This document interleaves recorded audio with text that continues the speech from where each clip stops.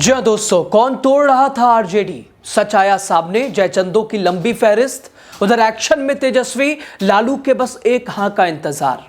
जयचंदों पर लटकी तलवार, क्या बीजेपी की भी मिली भगत? खबर आपको बताएंगे। आप राजनीति बिहार का विशेष सेगमेंट देख रहे हैं। मैं हूं आपके साथ यासूब रजा।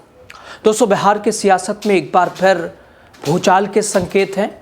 आरजेडी की करारी हार और उसके बाद पार्टी के अंदर से उठ रही है जयचंदों की कहानियां। एक दो नहीं, कई जयचंद।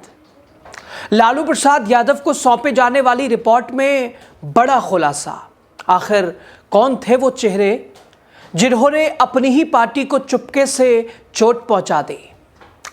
तेजस्वी यादव का क्लीन स्वीप प्लान भी एक तरह से हो गया तैयार। दोस्तों, बिहार विधानसभा चुनाव में आरजेडी की सिर्फ हार नहीं हुई, बल्कि ये गहरी चोट थी। और चोट लगी है अपने ही लोगों के बांड से। अभी हाल ही में तेजस्वी यादव ने एक ताज़ा इंटरव्यू दिया, आपने उसे देखा सुना। वो तमाम आरोप तेजस्वी यादव के, सिस्टम का खेल, मशीनरी का खेल। लेकिन अब आरजेडी के इस परिणाम को लेकर भी बड़े खुलासे हुए हैं दोस्तों। 2020 में 75 सीटें जीतने वाली पार्टी इस बार 25 पर ही सिमट गई, यानी एक तिहाई से भी कम। तेजस्वी यादव के नेतृत्व में चली चुनावी लड़ाई, लेकिन नेताओं ने सवाल खड़े कर दिए। क्या ये जनता का फैसला था या अपने ही घर के भीतर से हुआ खेल? दोस्तों, समीक्षा बैठक हुई लगातार, चूंकि जब से तेजस्वी यादव, चूंकि आधा बिहार तो इसे डाइजेस्ट ही नहीं कर रहा था, विशेष तौर पर विपक्ष, तेजस्वी यादव, आरजेडी को भी अंदाजा नहीं था। और लगातार एक्शन शुरू हुआ, समीक्षा शुरू हुई। दोस्तों, 26 नवंबर से 9 दिसंबर तक परमंडलवार बैठकें, टिकट पाने वाले जिला अध्यक्ष, पूर्व विधायक, पूर्व सांसद सभी पहुंचे। माहौल गंभीर, चेहरे तनाव में, और किस्से भीतर घात के, किस्से जयचंद के। हालांकि तेज प्रताप एक जयचंद का जिक्र करते रहे हैं, संजय यादव, लेकिन आरजेडी में कई जयचंद हैं। इस प्रमंडलवार दोस्तों समीक्षा बैठक में, जो कि 26 नवंबर से 9 दिसंबर तक चली, अब ये रिपोर्ट सामने आई है, जिसमें खुलासे और जिसका मामला कई तरह से कई संकेत दे रहा है। चुनावी मशीनरी तो दूसरी तरफ, लेकिन आरजेडी को पीठ पे भी हमला हुआ है, अपनों ने भी मात दी है। दोस्तों, पार्टी की विशेष समिति ने अपनी ये रिपोर्ट प्रदेश अध्यक्ष मंगनी लाल मंडल को सौंप दी है, और आने वाले दिनों में ये रिपोर्ट सीधे पहुंचेगी वहां, जो कि फिलहाल एक बिहार की राजनीति के धुरी कहे जाते हैं, एक चाणक्य कहे जाते हैं, लालू प्रसाद यादव। ये सूची उनके पास पहुंचेगी। ये समिति, चूँकि प्रदेश अध्यक्ष की ओर से होते हुई ये रिपोर्ट लालू प्रसाद यादव देखेंगे, समझेंगे, और उसके बाद सीधे एक्शन। इस रिपोर्ट में सबसे बड़ा कारण बताया गया है भीतरघात, अंदरूनी कला, साजिशन, वोट कटवाना।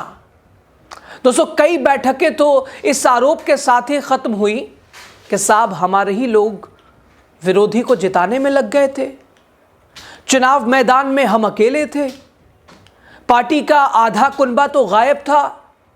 कहा जा रहा है कि कुछ विधायक, पूर्व विधायक, प्रभावशाली नेता सीधे सीधे वो दायरे में हैं। कुछ की बैठकों में ही पोल खुल गई, कुछ के खिलाफ पुरजोर सबूत भी दिए गए, और कुछ ऐसे भी हैं जो विरोधियों से मिले पाए गए, यानी बीजेपी से। दोस्तों, वो जो आरजेडी से नाराज नजर आए, जो आरजेडी के टिकट बंटवारे पर उन्होंने एक तरह से गलत व्यवहार बताया, पैसों का खेल बताया, उन्होंने जाकर ग्राउंड पर लगातार आरजेडी का साथ, लेकिन विरोधियों के साथ खड़े नजर आए। पार्टी के पूर्व विधायक, पार्टी के पूर्व सांसद, प्रभावशाली नेता। आरजेडी की समीक्षा रिपोर्ट पार्टी में मची उठापटक की एक असली तस्वीर दिखा रही है। सवाल यह भी कि क्या लालू प्रसाद यादव इस रिपोर्ट के आधार पर क्या कार्रवाई करेंगे? कैसी कार्रवाई करेंगे? सख्त कार्रवाई करेंगे? चूंकि सपना लालू प्रसाद यादव का भी टूटा है, चूंकि लालू प्रसाद यादव का सपना तेजस्वी यादव को मुख्यमंत्री देखना, वो सपना अधूरा है। और क्या इस एग्रेशन को लालू प्रसाद यादव एक्शन में बदलेंगे? और क्या तेजस्वी अपने क्लीन स्वीप वाले प्लान के जरिए पार्टी को क्या नया क्लेवर दे पाएंगे? दोस्तों, आरजेडी में एक बात हमेशा साफ रही, लालू प्रसाद यादव का फैसला और वो फैसला अंतिम फैसला, और इस बार भी पूरा संगठन उन्हीं की प्रतीक्षा में है। अब ये रिपोर्ट मंगनी लाल लालू प्रसाद यादव तक पहुंचाएंगे और फिर लालू इसे समझेंगे और सीधे एक्शन। रिपोर्ट जब उनके हाथों में जाएगी तब शुरू होगी सबसे बड़ी मुश्किल प्रक्रिया, भीतरघातियों को पहचान और उनके खिलाफ कार्रवाई, निलंबन से लेकर निष्कासन तक।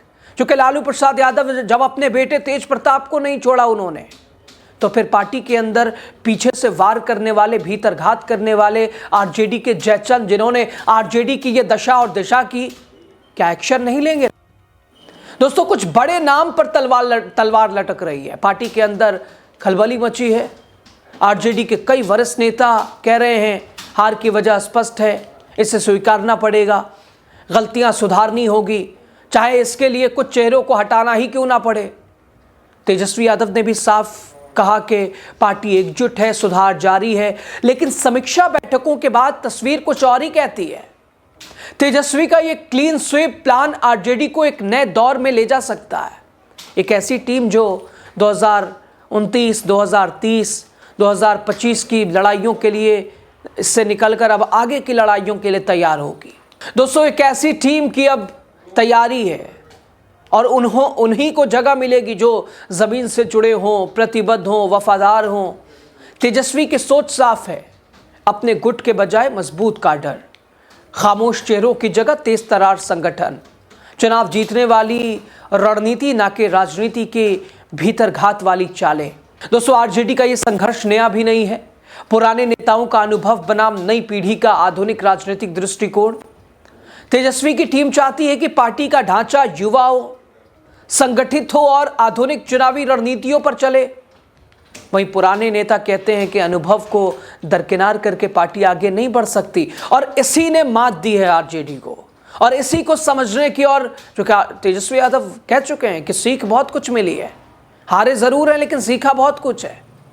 दोस्तों, इस रिपोर्ट ने इस अंतर विरोध को और उजागर कर दिया है। अगर कार्रवाई हुई तो खेमे बन सकते हैं, अगर कार्रवाई नहीं हुई तो तेजस्वी की नेतृत्व क्षमता पर सवाल बड़े होंगे। यानी जो भी होगा बड़ा होगा। बिहार की जनता भी इस पूरे प्रक्रिया को बारीकी से देख रही है, इंतजार कर रही है। आरजेडी के समर्थक, लालू के समर्थक भी इंतजार में हैं कि वो नाम खुलकर सामने आए कि वो कौन है जिसने भीतरघात किया।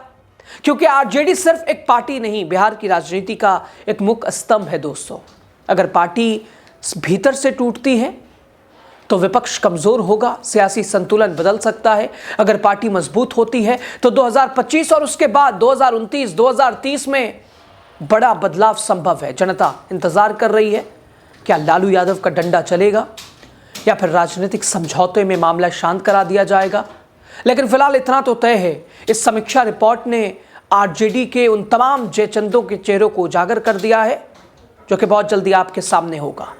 अब आपको बताएंगे हम, आपकी राय खबर पे बताइए। फिलहाल आरजेडी के इस हार के पीछे, इस नतीजे के पीछे बड़ी वजह क्या मानते हैं? क्या आपसी कला, क्या भीतरघात, क्या जयचंद की कहानी, और क्या अब लालू यादव के पास जब ये रिपोर्ट जाएगी चलेगा डंडा?